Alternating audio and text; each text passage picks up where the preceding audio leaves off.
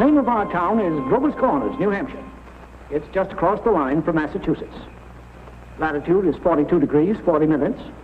Longitude is 70 degrees, 37 minutes. Running right through the middle of the town is Main Street. Cutting across Main Street on the left is the railroad tracks. Beyond the railroad tracks is Polish Town. You know, foreign folks who come here to work in the mills, a couple of Canuck families, and the Catholic Church. You can see the steeple of the Congregational Church. The Presbyterian is just across the street. The Methodist and the Unitarian are up a block. The Baptist Church is down in the hollow by the river. Next to the post office is the town hall. Jail's in the basement. Brian once made a speech right from those very steps. It's a nice town, know what I mean? Nobody very wonderful ever come out of it, so far as we know. The earliest dates on the tombstones up there in the cemetery say 1670. They're Grovers and Cartwrights and Gibbses and Herseys. Same names as you find around here now. First, we'll show you a day in our town. Not as it is today in the year 1940, but as it used to be in the year 1901. All right, operator, let's start. Yes, sir, that's the way our town looked back in the year 1901. Along Main Street is a row of stores with hitching posts and horse blocks in front of them. The first automobile is going to come along in about 5 years. The date is June 7th, 1901. It's just before dawn. Yeah, just about. The sky is already beginning to show some streaks of light in it over there in the east, back of our mountain. The morning star gets wonderful bright the moment before it has to go. The only lights on in the town are in a cottage over in Polish Town where a mother's just giving birth to twins, and down in the depot where Shorty Hawkins is just getting ready to flag the 5:45 for Boston. There she is now. Of course, naturally, out in the country all around, there have been lights on for some time, what with milking and so on, but town folks sleep late. Here comes Joe Crowell delivering the morning papers. So, another day has begun. Here comes Doc Gibbs from that baby case I was telling you about. And this is Doc Gibbs' house. His neighbor is Editor Webb. There's Mrs. Gibbs coming downstairs to get breakfast. Later on, about 1910, she's going out to visit her daughter Rebecca in Canton, Ohio. Mrs. Gibbs is going to die there. Pneumonia. But she's going to be brought back here, and she's going to be buried in the cemetery right here in our town with a whole mess of Gibbses and Percys. In our town, we like to know the facts about everybody. And there's Mrs. Webb coming downstairs to get her breakfast, too. Mrs. Webb was a Grover before she married Editor Webb. Yeah. Children, time to get up. George, Rebecca, Emily, time to get up. Wally, 7 o'clock. Whoa, Lizzie.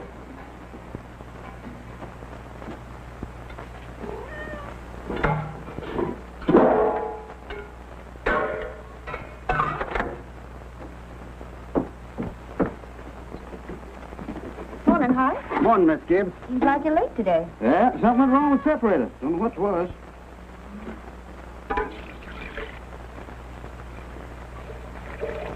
Baby. Thanks, Hart.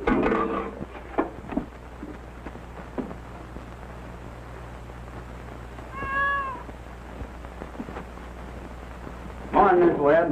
Morning, Mr. Newsom. Mighty fine day. Yeah. How's Mr. Newsom? Good. Emily, Wally, George, Rebecca.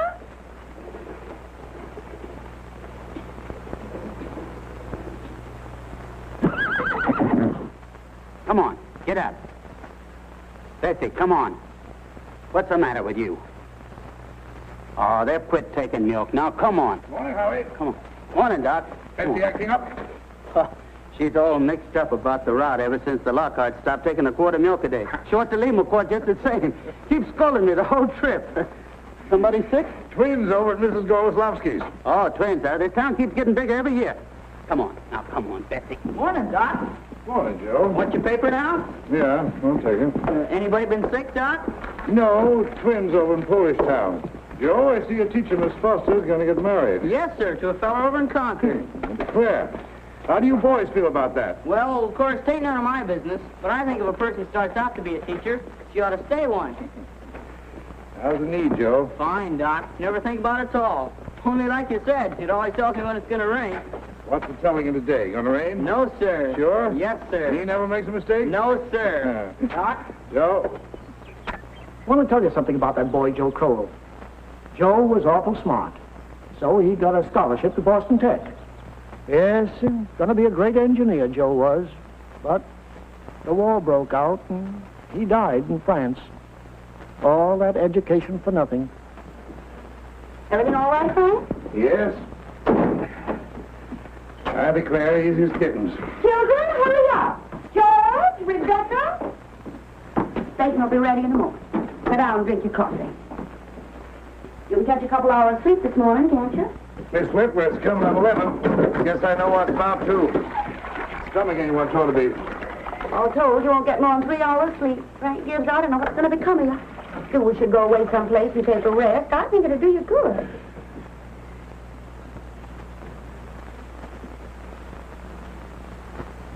Children, hurry now. Emily? Wally?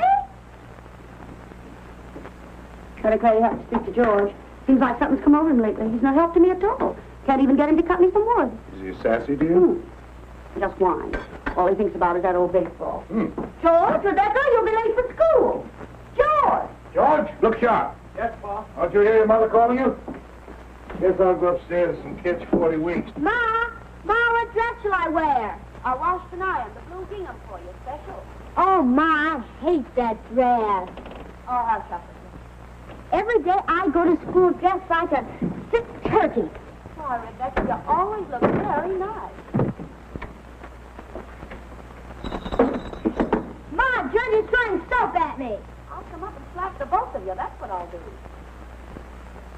Hurry up, children. After 7 o'clock. Now, I don't want to call you again.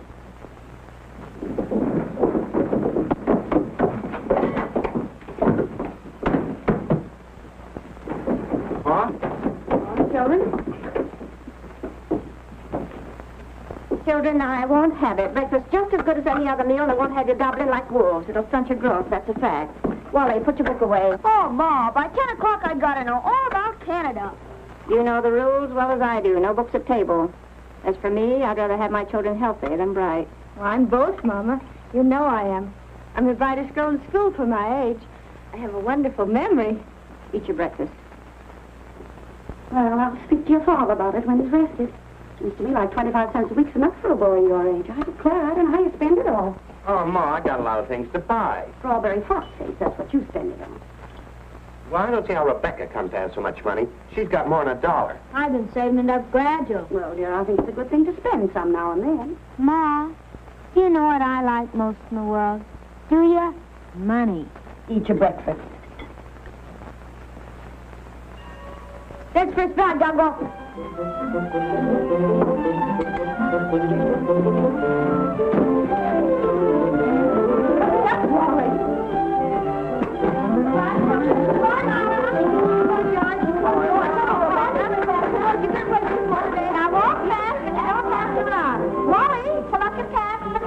Rebecca, give me post to my best congratulations. Can you remember that? Rebecca, pick up your feet.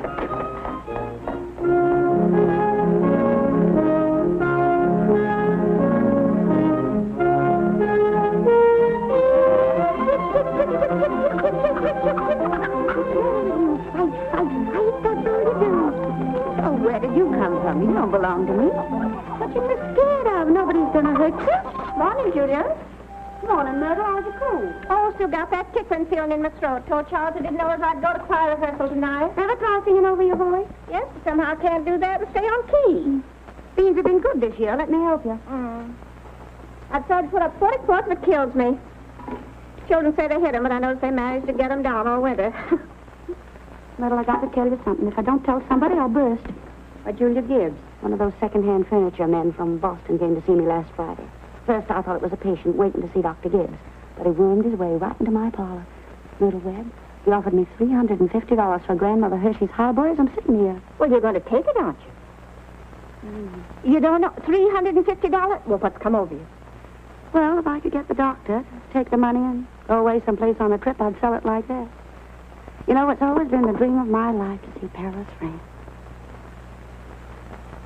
Crazy, I suppose. For years, I've been promising myself if we ever had the chance. How's Doctor feel about it? Well, I did beat about the bush, well. Said if I ever got a legacy, that's the way I put it, I'd make him take me. What'd he say? You know how he is. Haven't heard a serious word out of him since I've known him. No, he says, might make him discontented with Grover's Corners to go traipsing over Europe. No, let well enough alone, he's here. Well, if that second-hand man's real serious about buying it, you sell it, Julia. Then you'll get to see Paris. Just drop hints from time to time. That's how I got Mr. Webb to take me to see the Atlantic Ocean, you know. Try and mention it. But it seems to me, once in your life before you die, you ought to see a country where they don't speak in English and don't even want to. That'll do, ladies. Thank you very much. Now we'll skip a few hours.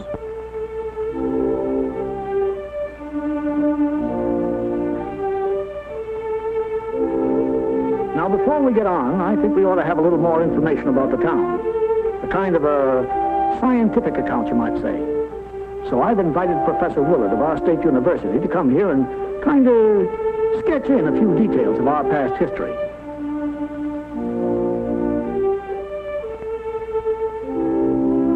There he is now. Am I late? Right on time. May I introduce Professor Willard of our state university? Now, just a few brief words, Professor. Unfortunately, our time's limited. Yes, sir. Let me see. Grover's Corners. Grover's Corners lies on the old Pliocene granite of the Appalachian Range. I might say that's some of the oldest land in the world. We're very proud of that around here. Some highly interesting fossils have been found. I might say unique fossils. 2 miles north of town in Silas Peckham's cow pasture. These may be seen in the museum of the university at any time. Well, that is, at any reasonable time. Shall I tell them about the meteorological conditions, the mean precipitation, etc.? I'm afraid we won't have time for that, Professor. We might have a few words about the history of man here, though. Oh, anthropological data. Yes. Let's see. Early Amerindian stock, Cotahatchee tribes. No evidences before the 10th century of this era. Now entirely disappeared. Possible traces in 3 families. Migration in the early 17th century of English brachiocephalic blue-eyed stock, and since then some Slav and Mediterranean. And the population, Professor? Within the town limits, 2,640. Oh, is that so? In that case, the population at the moment is 2,642. The postal districts bring in 507 more, making a total of 3,149. Mortality, birth rates, constant. By McPherson's gauge, 6.032. Thank you very much, Professor. I'm sure we're all very much obliged here. Not at all, sir, not at all. Good day. And now the social and political report. Oh, Editor Webb? Mr. Webb? Charlie Webb's the father of Wally and Emily. Emily's the smart girl with a good memory. You know, you saw her at breakfast. All right, Editor Webb, it's your turn now. Well, I don't have to tell you that we run here by a board of selectmen. All males vote at the age of 21. Women vote indirect. Politically, we are 86% Republican, 12% Democrats, 4% Socialists. The rest indifferent. Religiously, we're 85% Protestants, 12% Catholics. Rest indifferent. Very ordinary town, if you ask me, but our young people here seem to like it well enough. Lots of them settle down right here to live, even after they've been away to college. Now, is there anybody in the audience who'd like to ask Editor Webb any questions about our town? Is there much drinking in Grover's Corners? Well, ma'am, I wouldn't know what you'd call much. Saturday nights, the farmhands meet down at Ellery Greenaw's stable and holler some. We got one or two town drunks, but they're always having remorses every time an evangelist comes to town. No, I'd say that liquor wasn't a regular thing in the home here, except in the medicine chest. Right good for snake bites, you know, always was. Mr. Webb. Yes? Mr. Webb, is there any culture or love of beauty in Grover's Corners? Well, no, ma'am, not much. That isn't the sense you mean. There's some girls that play the piano with the high school commencement, but they ain't happy about it. No, there ain't much culture. Robinson Crusoe and the Bible and Handel's Largo, we all know that, and Whistler's mother. That's about as far as we go. Thank you very much, Mr. Webb. Is there no one in town aware? No, I'm sorry, but we haven't time for any more questions. We must be getting on with the picture. It's getting on in the afternoon. All 2,642 have had their dinners. All the dishes have been washed. There's an early afternoon calm about the town. Charlie Webb's going home to mow his lawn. One man in 10 thinks it's a privilege to push his own lawnmower. The afternoon session of school is over. Doc Gibbs is in his office tapping people and making them say, ah, ah.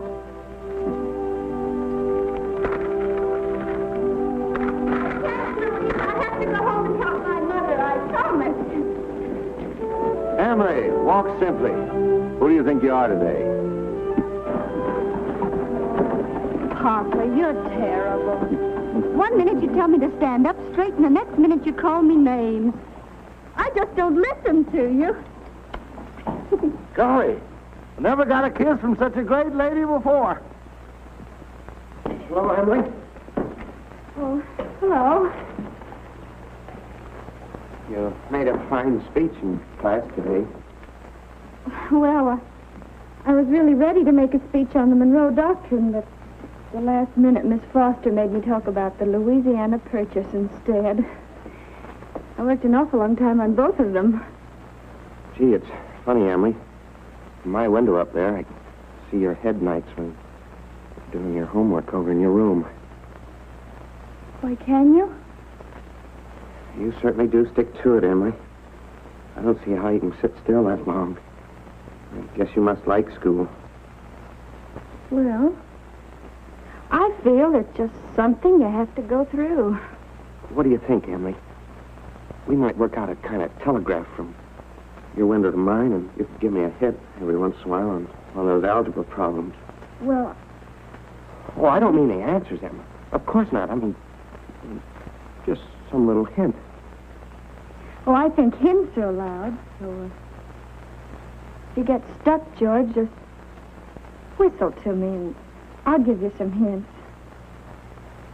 Gosh. You're just naturally bright, I guess.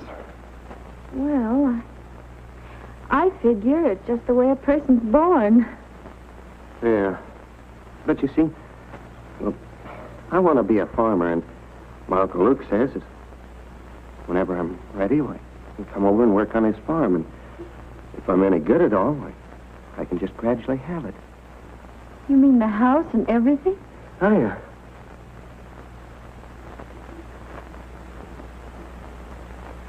Well, I guess I better be getting off the baseball field. Thanks for the talk, Emily. Afternoon, Mrs. Webb. Hey, George. So long, Emily. So long, George.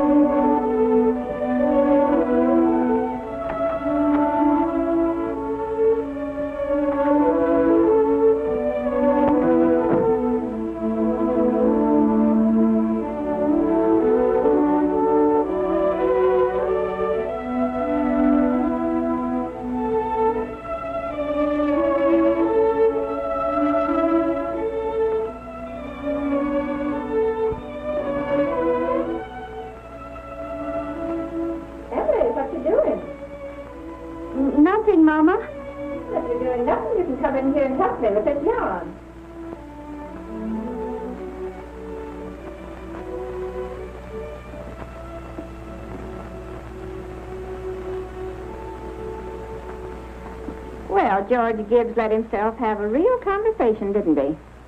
He's grown up. How old would George be? Oh, I don't know. Let's see, he must be around 17.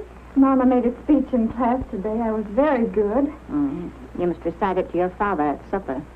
What was it about? The Louisiana Purchase. It was like silk off a spool. I'm going to make speeches all my life. You're holding it too tight, Emily. Yeah, it's better.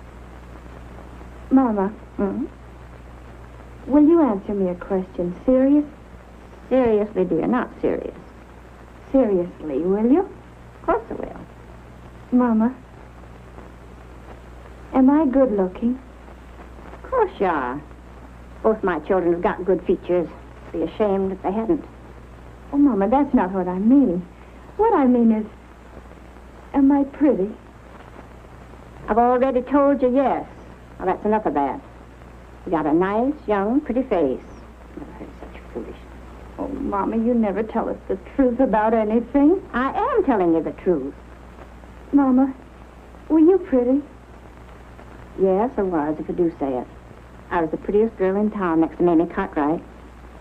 Oh, but Mama, you've got to say something about me. Am I pretty enough to get anybody? Well, to get people interested in me. Emily, you make me tired. Now stop it. You're pretty enough for all normal purposes.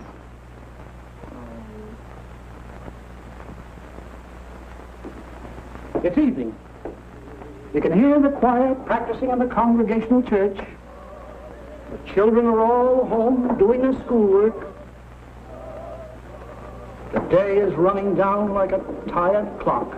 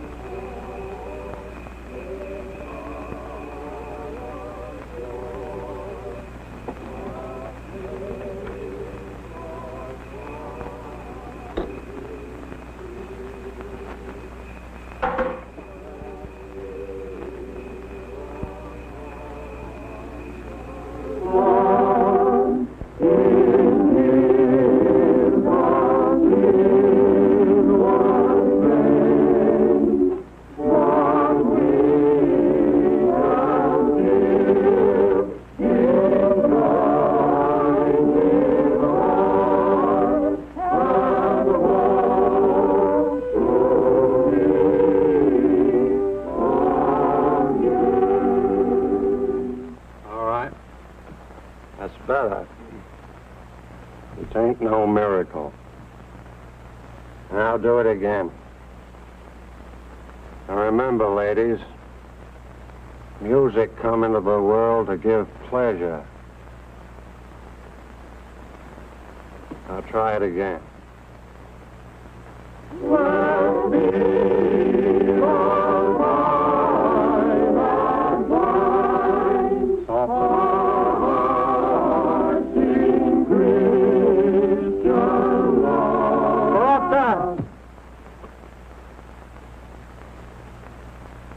Now listen, everybody. Get it out of your minds that music's only good when it's loud. You leave loudness to the Methodists. You couldn't beat them, even if you wanted to. Once again now, art thou weary, art thou languid? It's a question, ladies and gentlemen. Make it talk. Oh, and remember, on Sunday, take the second verse real soft. Sort of die out at the end. Ready?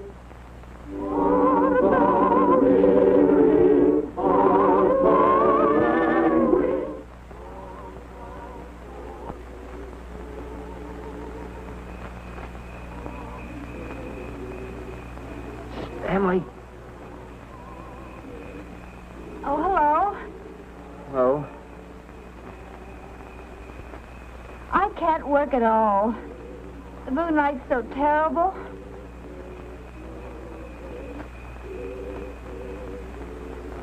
Emily, did you get the third problem? Which? The third.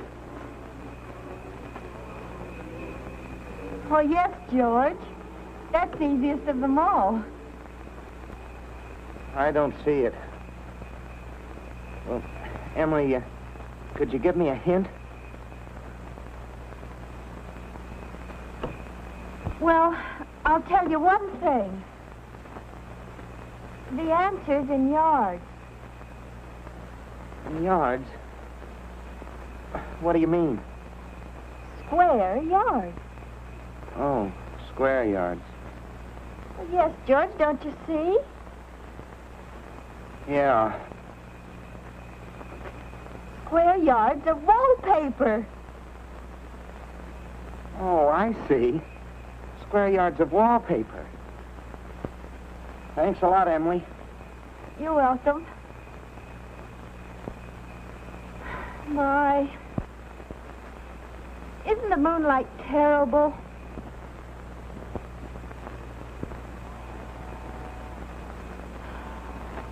I think if you hold your breath, you can hear the train all the way to Kentucky.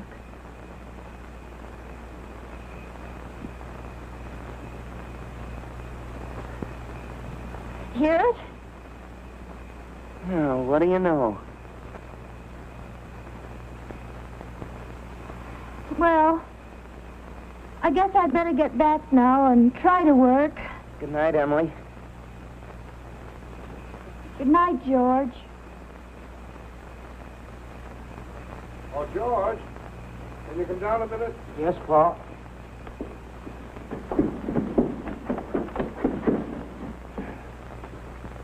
Make yourself comfortable, George.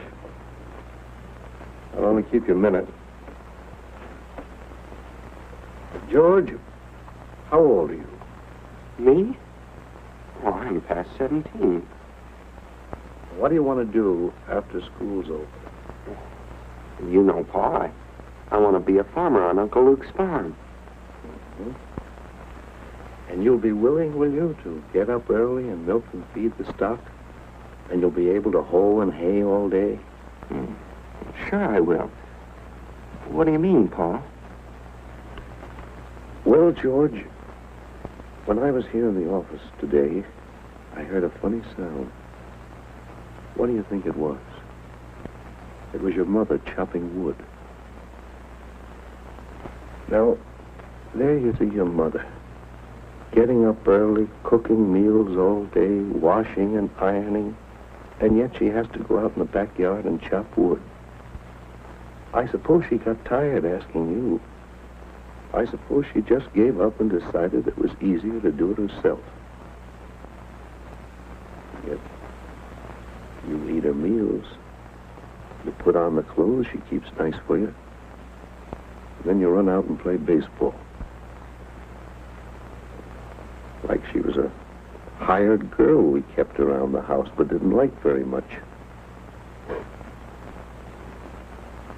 I knew all I had to do was call it to your attention. Here's a handkerchief, son.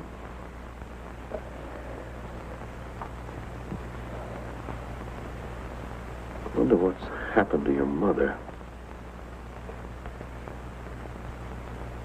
Choir practice never was as late as this before. It's only 8:30, Pa. I don't know what she wants in that choir anyway. She hasn't got any more voice than an old crow. Traipsing around the street this hour of the night.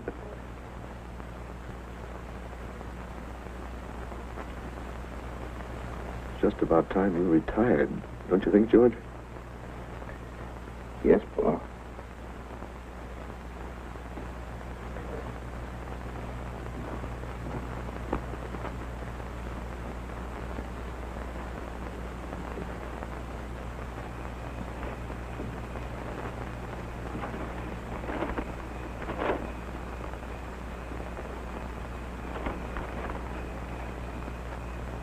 My, it's late. Real nice fire practice, weren't it? Myrtle Webb, look at that moon. Potato weather, sure. Well, naturally, I didn't want to say a word about it in front of those others. But now we're alone. Really, it's the worst scandal that ever was in this town. What? Why, Simon Stimson. No, Luella. But, Julia, to have the organist of a church drink, and drunk year after year. Luella. Julia, you know he was drunk tonight. Now, Luella, we all know about Mr. Stimson, and we all know about the trouble he's been through. And Dr. Ferguson knows, too. And if Dr. Ferguson is willing to keep him on in his job there, the only thing the rest of us can do is just not to notice it. Not to notice it?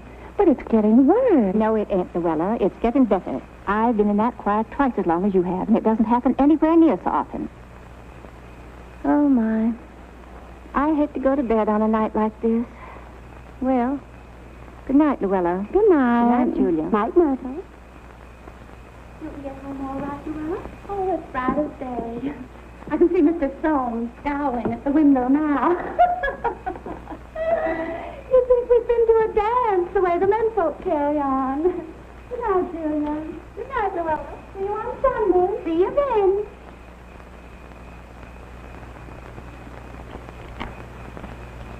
Well, we had a real good time. You're late enough. Frank ain't any later than usual. You stopping to gossip with a lot of hens. Now, don't be grouchy. Smell my heliotrope. What'd you do all the time I was away? Oh, I read as usual. Well, what did the girls gossip about tonight? Believe me, Frank, there's something to gossip about. Simon Simpson? Far gone, was he? Oh, worst I've ever seen.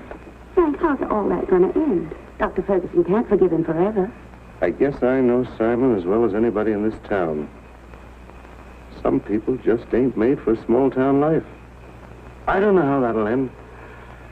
But there's nothing we can do but leave it alone. Get in. Oh, no, not yet. Frank, I'm worried about you. What are you worried about? Well, I think it's my duty to plan for you to get a real rest and change. And if I get that legacy, I'm going to insist upon it. No, Julie, no. There's no sense in going all over that again. Come on. It's getting late. First thing you know, you'll catch a cold. I gave George a piece of my mind tonight. I reckon you'll get your wood chop. For a little while, anyway. You know, that Mrs. Fairchild always locks the front door every night. All the people up in that part of town do. They're all getting too cityfied. That's the trouble with them. They haven't got a thing fit to burgle, and everybody knows it. Good evening, Constable. Good evening, Mr. Webb. Quite a mood. Yeah. All quiet tonight? Simon Stimson is rolling around a little. I just saw his wife moving out the hut for him. So I looked the other way. There he is now.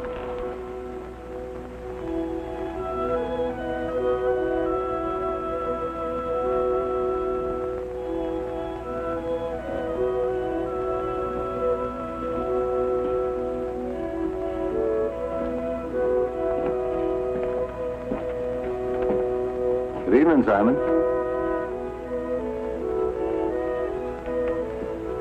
Good evening.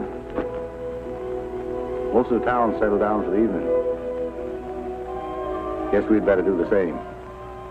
Can I walk along with you?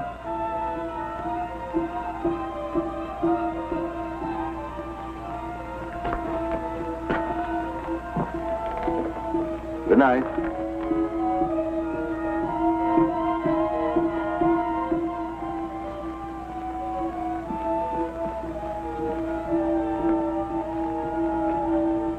I don't know how that's going to end. Oh, Bill, if you see my boy smoking cigarettes, give a word to him, will you? He thinks a lot of you, Bill. I don't think he smokes no cigarettes, Mr. Webb. Leastways, not more than 2 or 3 a year. Well, I hope not. Good night, Bill. Good night, Mr. Webb.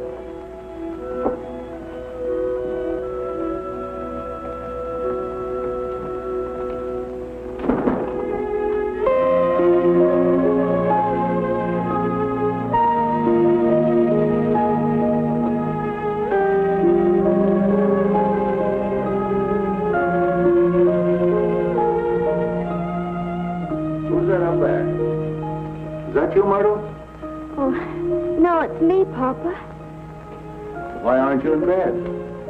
I don't know. I just can't sleep yet, Papa.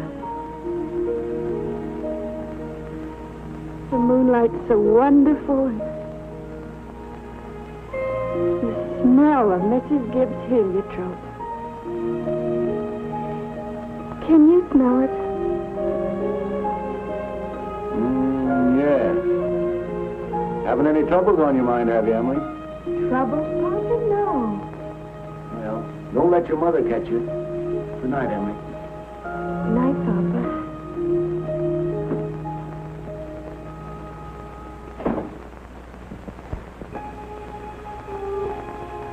I never told you about that letter Jane Crawford got from a minister when she was sick. He wrote Jane a letter, and on the envelope the address was like this. It said, Jane Crowfoot, the Crowfoot Farm, Grover's Corners, Sutton County, New Hampshire, the United States of America. What's funny about that? But listen, it's not finished. The United States of America, continent of North America, Western Hemisphere, the Earth, the solar system, the universe, the mind of God. That's what it said on the envelope. What do you know? Yep, and the postman brought it just the same. What do you know?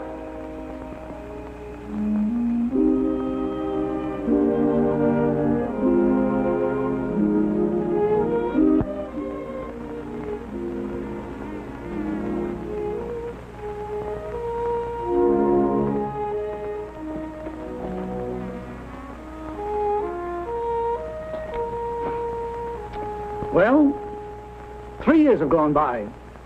The sun's come up over 1,000 times. Summers and winters have cracked the mountains a little bit more, and the rain's brought down some of the dirt. Some babies who weren't even born before have begun talking regular sentences already. And some folks who thought they were right young and spry have discovered they can't bound up a flight of stairs the way they used to without their hearts fluttering a little. All that can happen in 1,000 days. Nature's been pushing and contriving in other ways, too.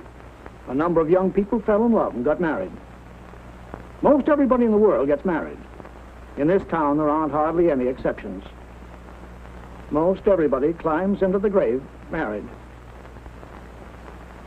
What you've seen was called the daily life. Let's call what you're going to see love and marriage. So it's 3 years later. It's 1904. It's July 7th, just after the high school commencement. That's the time most young people jump up and get married. As soon as they've passed their final examinations in solid geometry and Cicero's orations, that's the time most young people think themselves fitted to get married.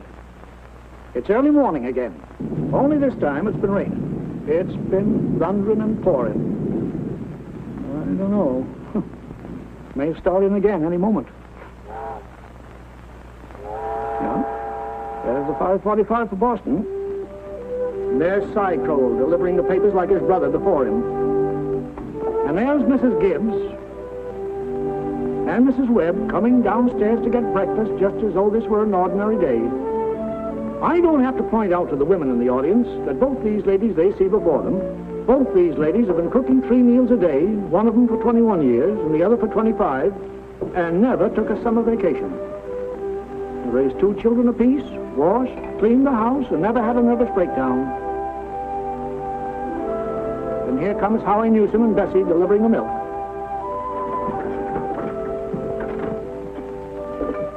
Morning, Howie. Morning, Si. Anything in the paper I ought to know? Nothing much. Except for reading about the best baseball pitcher Grover's Corners ever had. George Gibbs, huh? I don't see I'd give up a thing like that just to get married.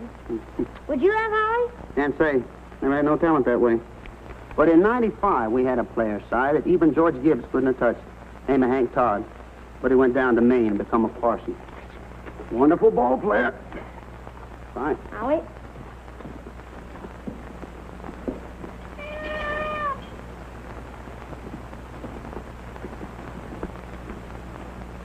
Morning, Miss Gibbs. Morning, Howie. It's too bad it's so wet, but I guess it's cleared up for good. Certainly hope it has. Gonna have a house full of relations today, Howie. Looks like I'll need 3 of milk and 2 of cream. 3 of milk and 2 of cream. My wife said to tell you we hope they'll be happy. No, they will. Thanks a lot, Howard. Tell your wife I hope she gets the wedding. Maybe she can. She'll get there if she can. Morning, Miss Webb. Why, Mr. Newsom? Told you 4 quarts, but I hope you can spare me another. Yes, ma'am. I brought you a pint of cream, too. Miss Newsom told me special to tell you as how they hope to be very happy. No, they will. Thank you, Mr. Newsom, and thank Mrs. Newsom. We're counting on seeing you at the church. Yes, sir. We hope you get there all right. Couldn't miss that.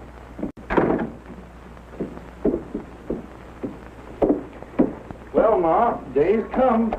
I'm losing one of your chicks. Frank Gibbs, don't you say another word. I feel like crying any minute. Down, drink your coffee.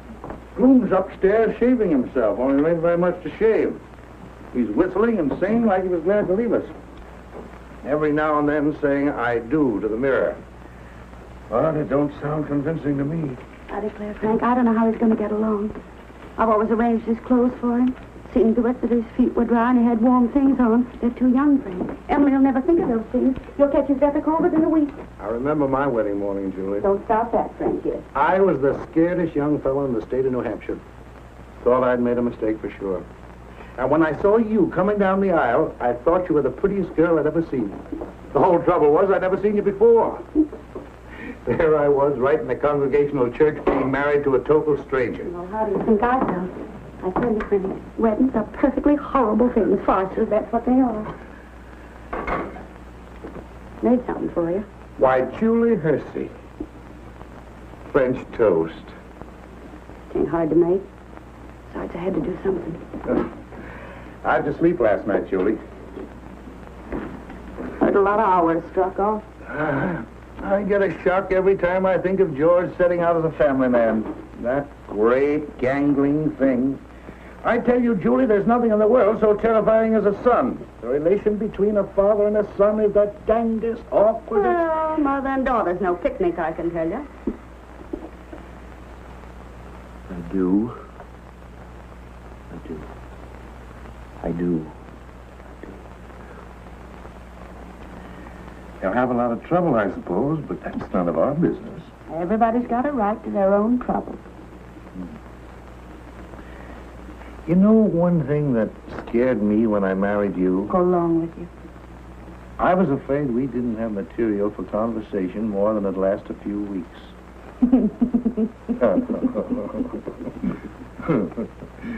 I was afraid we'd run out and have to eat our meals in silence. Well, you and I have been conversing for 20 years without any noticeable barren spells. Good weather, bad weather, tain't very choice, but I always find something to say. Did you hear Rebecca stirring around up there? No. This is the only day in the year when she isn't managing everyone's affairs up there. She's hiding in her room, and I have an idea she's crying. Land, Grace, this has got to stop. Rebecca? Rebecca, come and eat your breakfast.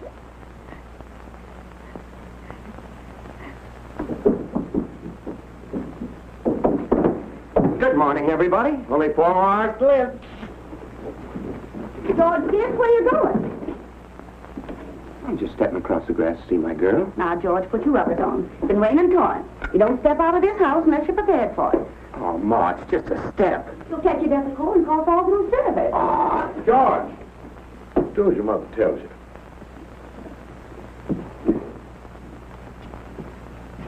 From tomorrow on, you can kill yourself in all weathers. But when you're in my house, you'll live wisely, thank you. Maybe Mrs. Webb ain't used to call us at 7 o'clock in the morning. Here, have a cup of coffee first. Be back in a minute.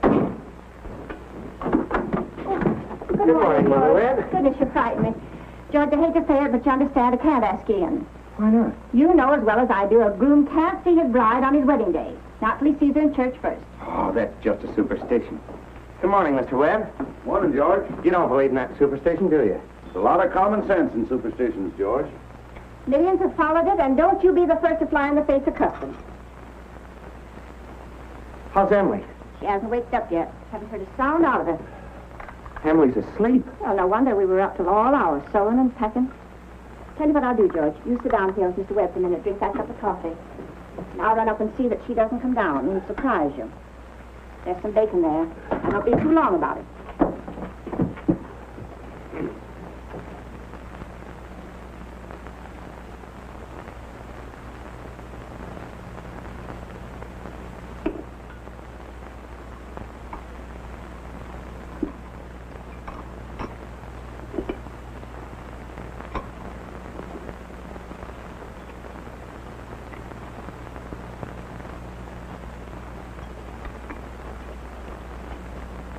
Well, George, how are you? Oh, I'm fine. Mr. Webb, what common sense could there be in a superstition like that? Well, George, on the wedding morning, a girl's head is full of, clothes and one thing and another. Don't you think that's probably it? Well, yes. Guess I never thought of that before. The girl's apt to be mite nervous on her wedding day. We wish a person could get married without all that marching up and down. Every man that's ever lived has felt that way, George. And it hasn't been any use. It's the women folks who've built up weddings, my boy. Man looks mighty small at a wedding, George. All those good women standing shoulder to shoulder, making sure that the knot's tied in a mighty public way. Well, you believe in it, don't you, Mr. Webb? Oh, yes. Oh, yes. Now, don't misunderstand me, George. Marriage is a wonderful thing. A wonderful thing. Don't you forget that, George. No, sir.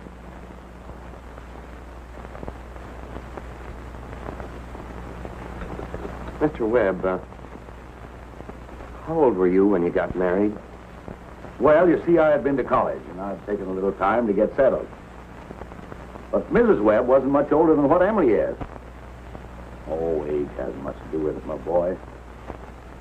That is, compared with other things. What were you going to say, Mr. Webb? Well, I don't know. Was I going to say something? George? I was remembering the other night the advice my father gave to me when I got married. Yes, he said, Charles, he said, start right off by showing her who's boss. Best thing to do is to give an order about something, even if it don't make sense. Just so she'll learn to obey, he said. Then he said, if anything about her irritates you, conversation or anything, get right up and leave the house. That'll make it clear to her.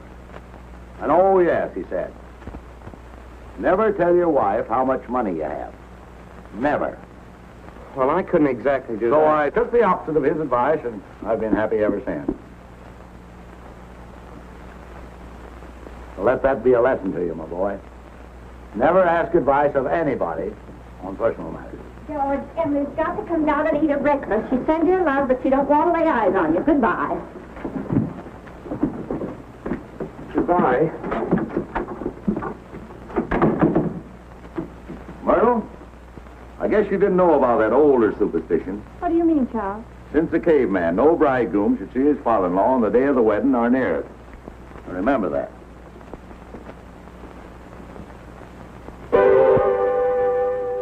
Now, before we get on with the wedding, I think we should see how it all began, this plan to spend a lifetime together. I'm awfully interested in how such big things begin. You know, you're 21 or 22, and then you're 70. You've been a lawyer for 50 years, and the white-haired lady beside you has eaten 50,000 meals with you. How do such things begin?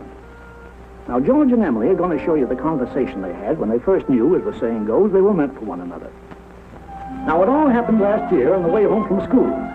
George had just been elected president of the senior class, and Emily had just been elected secretary and treasurer. Now, you all know how important that is. Emily, can I carry your books home for you? Well, thank you. It isn't far. Bob, if I'm late, start practicing. Give Herb some long high ones. All right. Awfully glad you were elected, too, Emily. Thank you. Emily, why are you mad at me? Well, I'm not mad at you. You've been treating me so funny lately. Well, since you asked me, I might as well say it right out, George. Goodbye, Miss Corcoran. Emily? Bye, Miss Cochran. George? What is it? I don't like the whole change that's come over you this last year. I'm sorry if that hurt your feelings, but I just got to tell the truth and shame the devil. Change? What do you mean? Well, up to a year ago, I used to like you a lot. I used to watch you while you did everything. Because we'd been friends for so long. And then you started spending all your time at baseball, and you never stopped to speak to anybody anymore. Not to really speak. Not even to your own family you didn't. And George, it's a fact. Since you've been captain, you got awful stuck up and conceited, and all the girls say so. Hurts me to hear them say it, but I have to agree with them a little because it's true. Oh, gosh, Emily. I never thought that such a thing was happening to me. I guess it's hard for a fellow not to have some faults creep into his character. Always expect a man to be perfect, and I think he should be. Well, I don't think it's possible to be perfect, Emily. Well, my father is. And as far as I can see, your father is.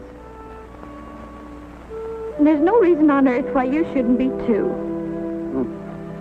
I feel that it's just the other way around. Well, men aren't naturally good, but girls are.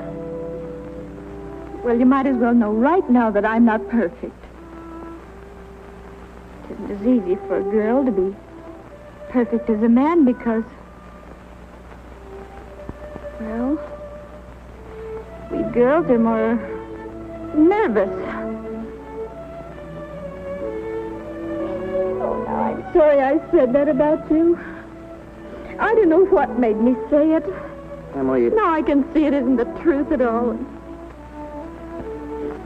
Suddenly I feel it isn't important anyway.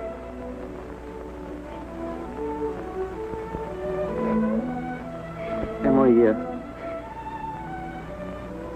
would you like a ice cream soda or something before you go home?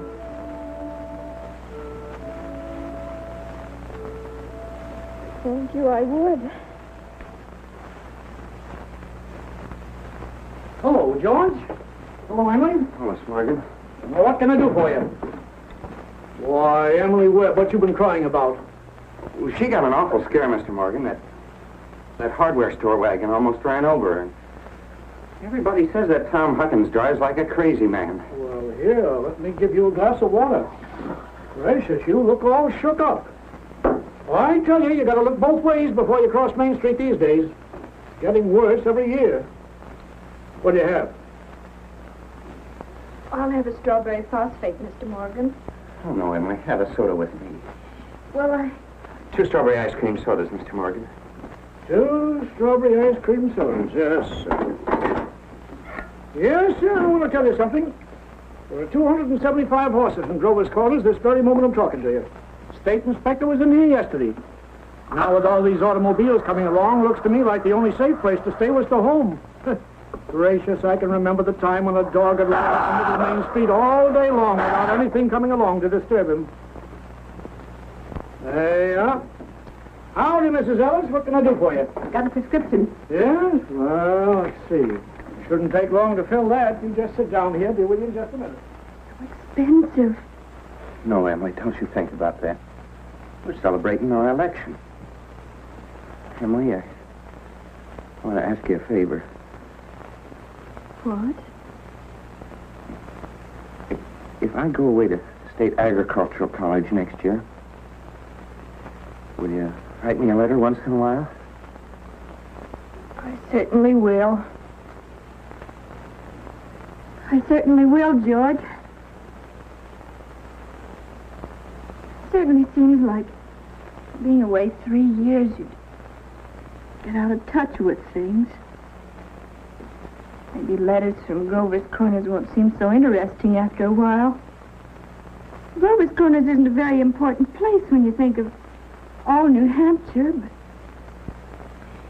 I think it's a very nice town. Oh, well, the day wouldn't come when I wouldn't want to know everything about our town. Well, I know that's true, Emily.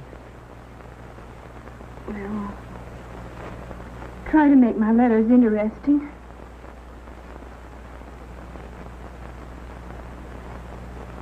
You know, Emily, whenever I meet a farmer, I ask him if he thinks it's important to go to agricultural school to be a good farmer. Why, George. Yeah, and some of them even say it's a waste of time. And well, you can get all that stuff anyway in the pamphlets the government puts out. Well, Uncle Luke's getting pretty old, and he's about ready for me to start taking over his farm. Tomorrow, if I could. Oh, but George, maybe it's important for you to go and learn all that about cattle judging and soils and those things. Of course, I don't know. Emily, I'm going to make up my mind right now. I won't go. I'll tell Pa about it tonight. But, George, you don't have to decide right now. It's a whole year away. Emily, I'm glad you spoke to me about that fault in my character. And everything you said was right, but there was one thing wrong with it. And that's when you said I wasn't noticing people. You, for instance. You say you were watching me when I did everything. I was doing the same thing about you all the time. Why? Sure, I always thought about you as one of the chief people I thought about. I always made sure where you're sitting on the bleachers, who you were with. For 3 days now, I've been trying to walk home with you, but something always got in the way. And yesterday, I was standing out by the wall waiting for you. And you walked home with Miss Cochran. George. Life's awful funny. How could I have known that? I thought... Emily, I'm going to tell you why I'm not going to agricultural school. I think that once you've found a person that you're very fond of, a person who's fond of you, too, likes you well enough to be interested in your character, I think that's just as important as college is, and even more so. That's what I think. I think it's awfully important, too. Emily? Yes, George? Emily, if I do improve and make a big change, would you be... I mean... Could you be... I am now. I always have been.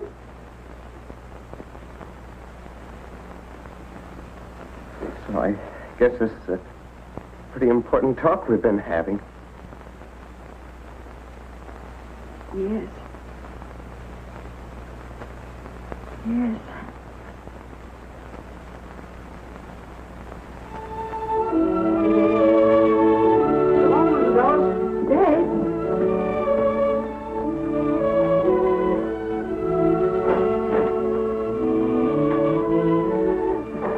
Wait a minute, I'll walk you home.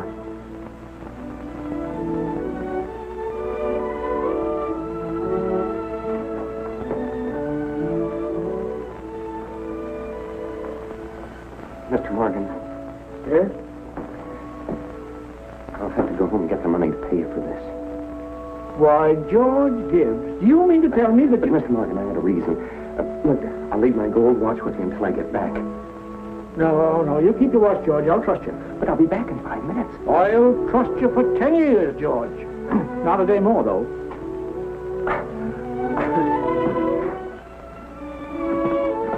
Feeling all right now, Emily?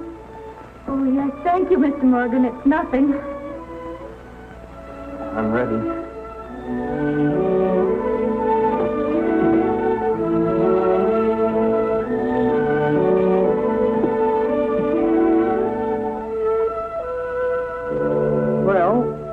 Now to get on with the wedding. There's a lot of things to be said about a wedding.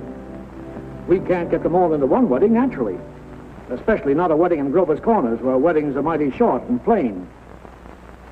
People think a lot of thoughts during a wedding. The bride, the groom, the relatives and the guests, and even the minister. Yes, a lot of thoughts go on during a wedding. I've married 200 couples in my day. M marries N. Millions of them. The cottage, the go-kart, the Sunday afternoon drives in the country, the first rheumatism, the grandchildren, the second rheumatism, the deathbed, the reading of the will. Once in 1,000 times it's interesting. I don't know why on earth I should be crying. I suppose there's nothing to cry about. This morning at breakfast just come over me. There was Emily eating her breakfast as she's done for 17 years. She's going out of my house. I suppose that's it. I never felt so alone in my whole life. I don't want to get married. Why can't I stay for a while, Sam? Papa, darling, don't you remember what you used to say all the time, that I was your girl? I don't want to get married.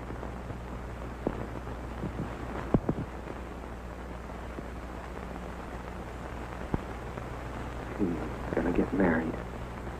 I'm grown up. I'm getting old. I don't want to get old. Taking on all these responsibilities. Why is everybody pushing me so? All I want to do is be a fella. And I'm going to get married.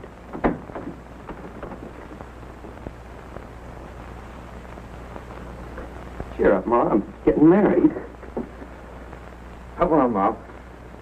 Now, Ma, you say Thursday night. Emily and I'll be over for supper every Thursday night. You'll see. Come on, Ma. We've got to get ready for this. Got the ring? Oh, yes, sir. Come on.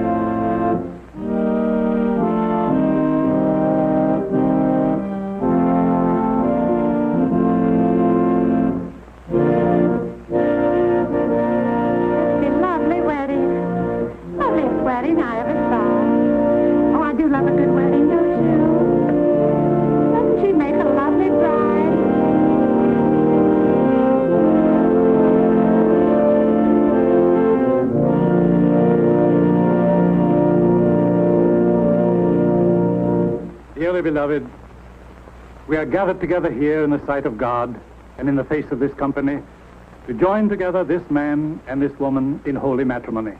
Don't know when I've seen such a lovely wedding. I always cry. I don't know how it is, but I always cry. I just like to see young people happy. They're such a lovely couple. I've never been to such a nice wedding. I'm sure.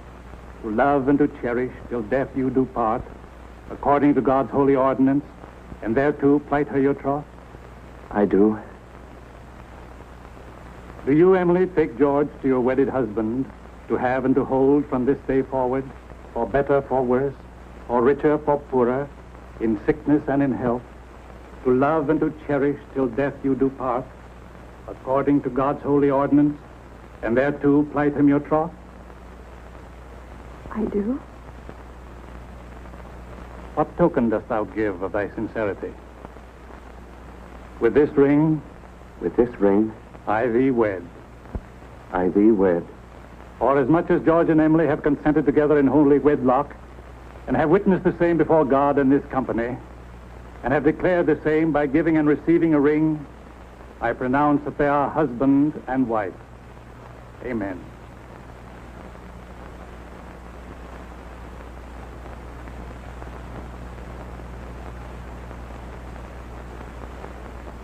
and forever, forever and ever.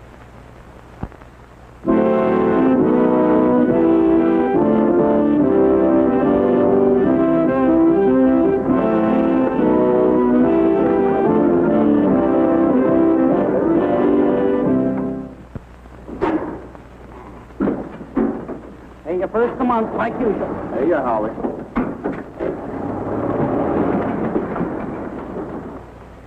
Man his age shouldn't be driving one of those things. Not when he's got a lot of young fellas to do it for him. Well, Howie likes to deliver the milk himself. Says he gets the feel of the town that way. You know, in all these years, he never kept a book. Carries all the accounts in his head. I hear he's been doing so well, he's begun locking his front door at nights. Afraid of burglars. Ain't no burglars in this town yet. No, but Howie's heard about them.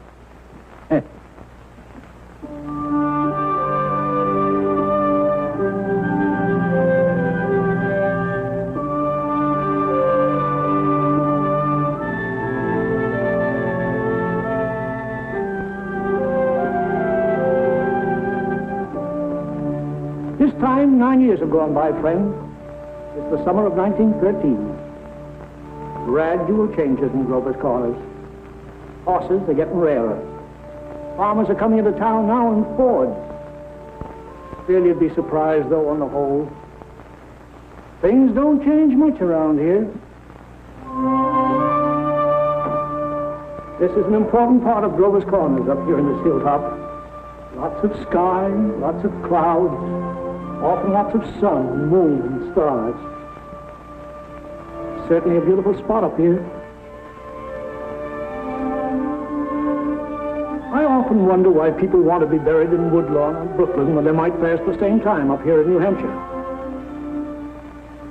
Over here are the old stones, 1660, 1670. Strong-minded people who come a long ways to be independent. Over here are some Civil War veterans. Iron flags on their graves. New Hampshire boys. They had a notion that the Union ought to be kept together, although they'd never seen more than 50 miles of it themselves. All they knew was a name, friends. The United States of America. The United States of America. And they went and died about it.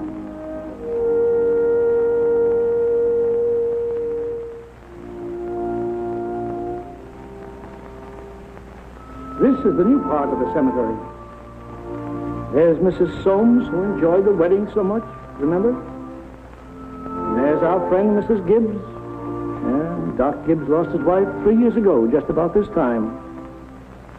And Editor Webb's boy, Wallace, whose appendix burst on a Boy Scout trip to Crawford Notch. There's Mr. Stimson, the organist at the Congregational Church. He drank a lot, they used to say. Hung himself in the attic. They tried to hush it up, but of course it got around. He wrote his own epitaph. Ain't a verse exactly, it's just a lot of notes. I wouldn't know what it was.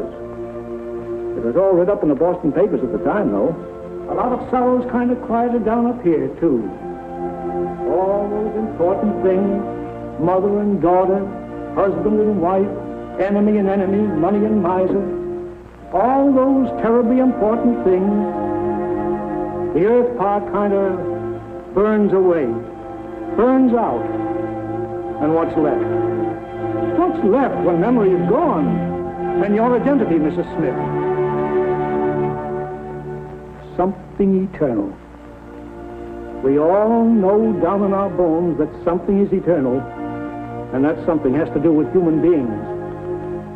All the greatest people that have lived for the past 5,000 years have been telling us that. And yet you'd be surprised how we lose sight of that fact. There's something eternal about every human being. I guess I'm thinking these thoughts today on account of our friend Emily. Another baby's expected down at that happy home we saw started. It's Emily's second. There's a little boy about 6 years old. But this time Emily's pretty sick. Doc Gibbs is going around these days with a mighty worried face.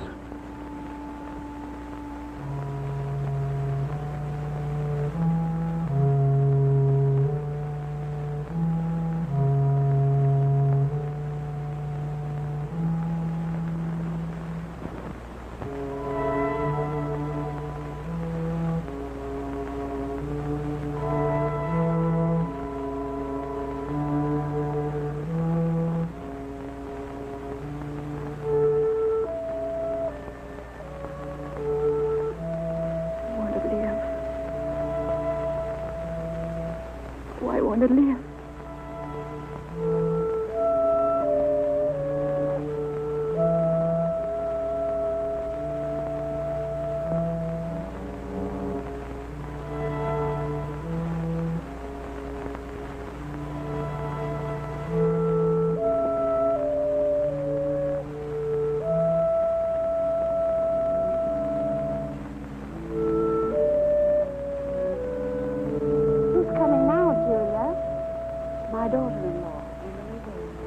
What ails her? Trouble bringing a baby into the world.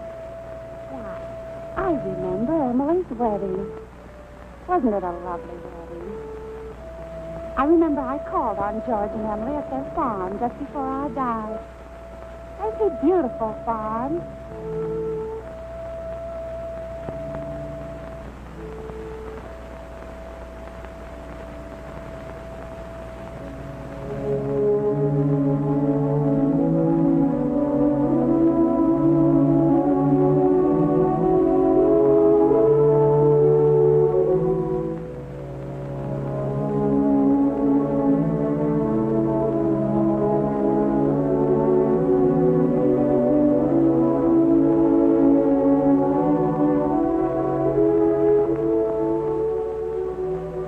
Dear friends, as we gather here in the last tribute of memory to our loved one, Hello, Mother Gibbs. let us remember the words. Hello, Emily.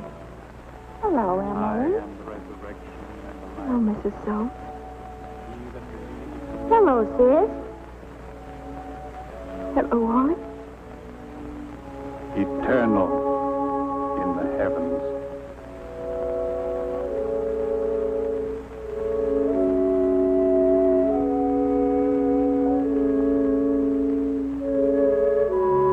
Mother Gibbs, they're going.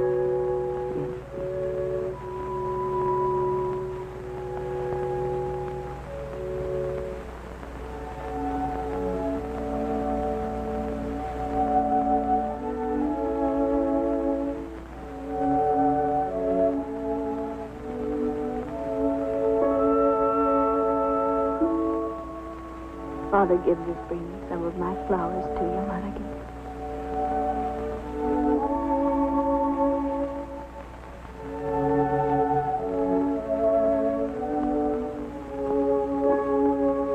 Mother Gibbs, I never realized how troubled and sad he looks. I loved him so. Mother Gibbs? Mother Gibbs?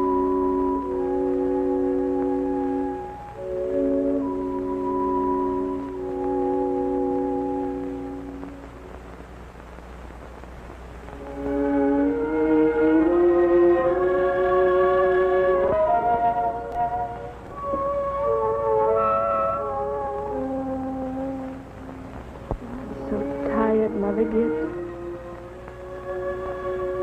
Mother Gibbs, when does this feeling go away? Seems strange here. How long does it... Just wait. Be patient. How do you do, Mr. Stimson? How do you do, Emily? Mother Gibbs, George and I have made that farm into just the best place you ever saw. We thought of you all the time. We wanted to show you the new barn and a great long cement drinking fountain for the stock. We bought that out of the money you left us. I did. Mother Gibbs, don't you remember? The legacy you left us. Well, it was more than $350. Yes. It won't be the same to George without you. But it's a lovely farm.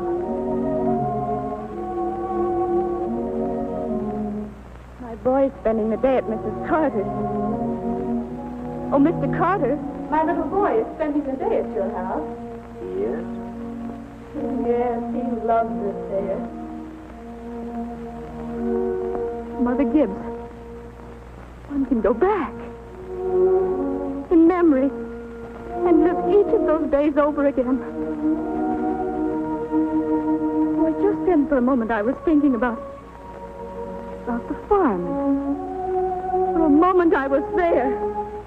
And my baby was in my arms as plain as day. Yes, but when you've been here longer, you'll realize that our life here is to forget all that. To think of what is ahead. And be ready for what is ahead. But Mother Gibbs, how can I ever forget that life? It's all I know. It's all I have. One can go back and live all those days over again.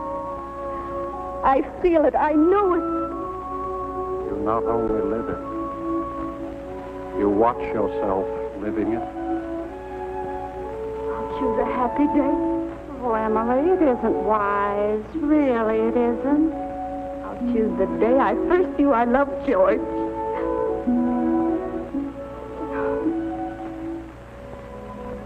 Why should that be painful? Because it's the happiest days that are the hardest to relive and to forget. I must. Then choose an unimportant day. Choose the least important day in your life. It will be important enough.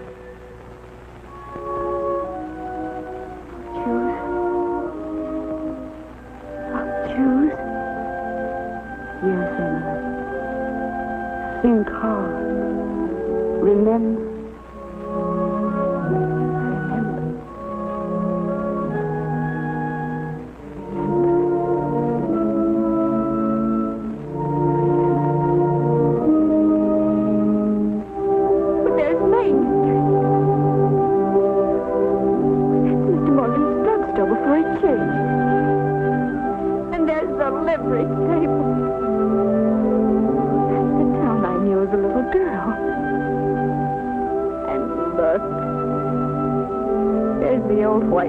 It used to be around our house.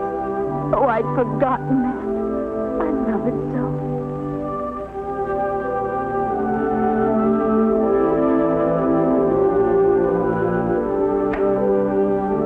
There's Mama coming downstairs to make breakfast.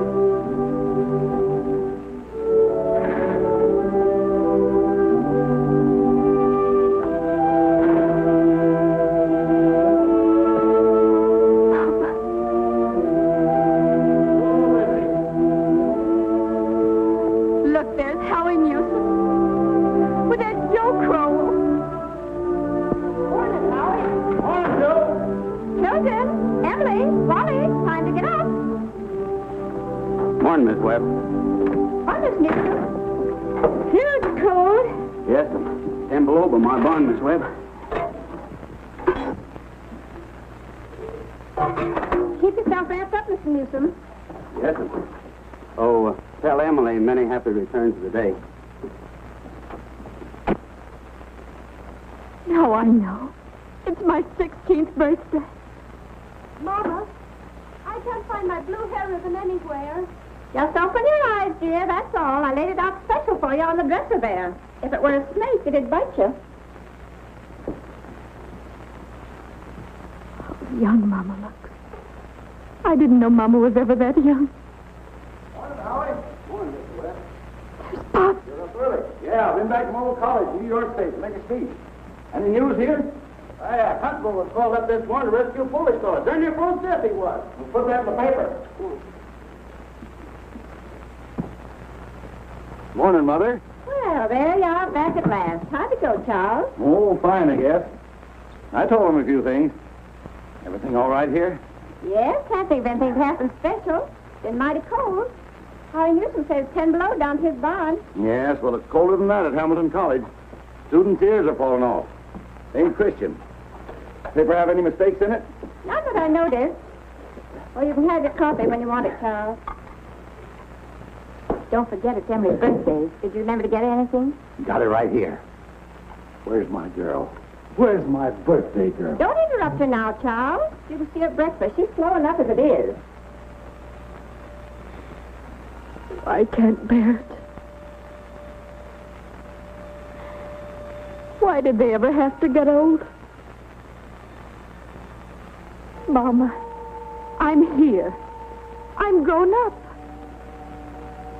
Oh, I love you all. Everything. I can't look at everything hard enough.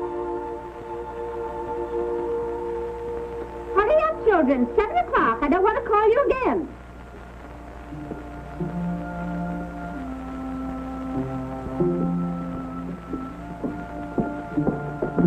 Morning, Mama. Well, now, dear. A happy birthday to my girl and many happy returns. Prize is waiting for you on the table there. Oh, Mama, you shouldn't have. Can't I? Birthday or no birthday, I want you to eat your breakfast good and slow. I want you to grow up and be a good, strong girl. That and the blue package is from your Aunt Carrie.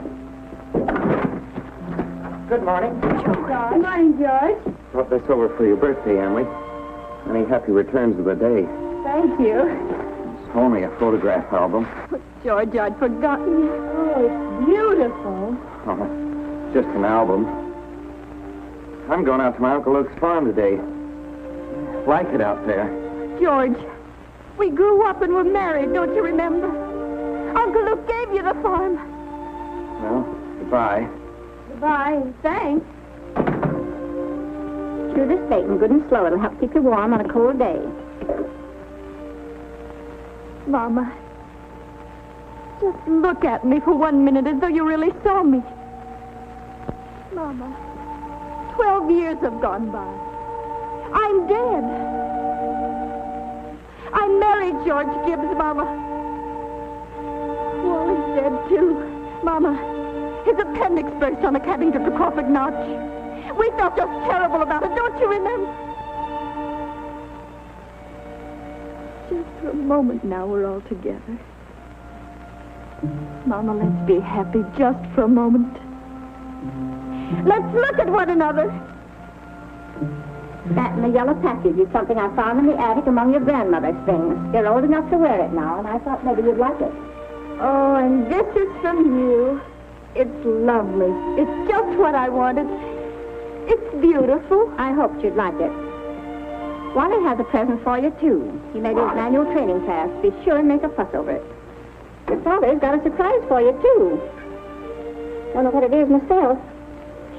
There he comes. Where's my girl? Where's my birthday girl? I can't go.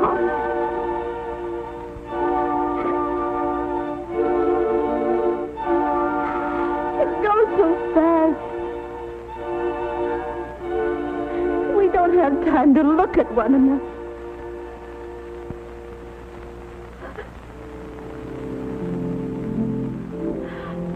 I didn't realize. So all that was going on. And we never noticed. First I go back to my grave. Wait. One more look.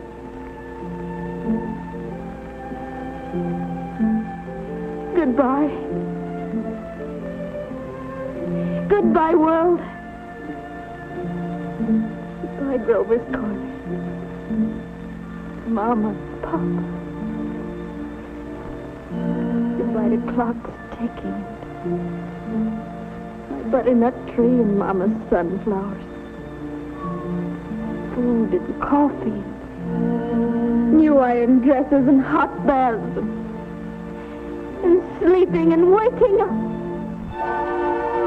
Oh, Earth, you're too wonderful for anybody to realize it. Do any human beings ever realize life while they live it? Every minute. Oh, I want to live, I want to live, I want to live. Of course you do, Emily. Of course.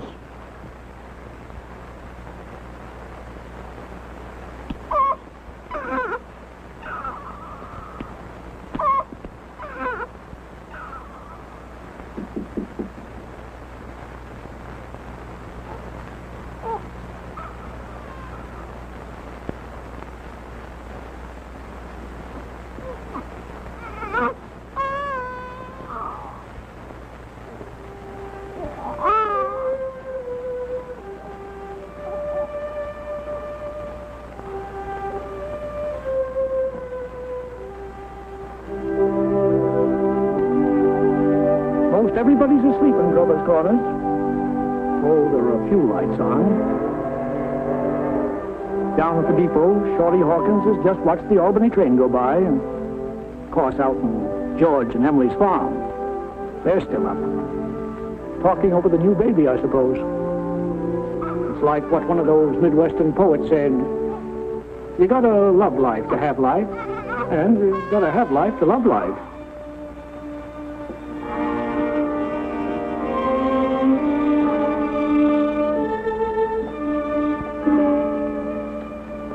$11 o'clock in Grover's Corners. Tomorrow's another day. Everybody's resting in Grover's Corners. You get a good rest, too.